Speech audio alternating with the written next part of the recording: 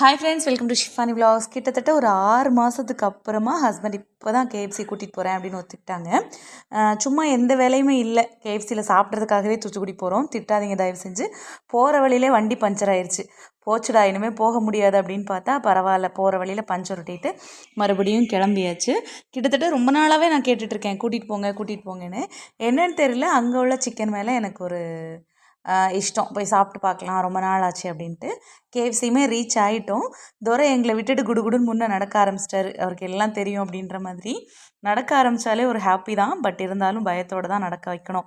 ஏன்னா வண்டி வருது அப்படின்ட்டு தெரியாதுல்ல. ஒரு இடத்துல போய் செட்டில் ஆயாச்சு. நாங்கள் ஆர்டர் பண்ணதுமே வந்துருச்சு. நான் போய் எடுத்துகிட்டு வந்துட்டேன். அந்த முகத்தில் இருக்க சந்தோஷத்தை பாருங்களேன், அவ்வளோ ஹாப்பியாக இருந்துச்சு. சாப்பிட்றதுக்கு அவ்வளோ டேஸ்ட்டாகவும் இருந்துச்சு. இங்கே வந்து யூஸ் பண்ண, அதாவது நாளுக்கு ஒரு 2 நாள் வச்சுருக்க சிக்கன் யூஸ் பண்ண மாட்டாங்களா, ரொம்ப ஃப்ரெஷ்ஷாக எப்படி இருக்குது அப்படின்றது கணிக்கவே முடியல.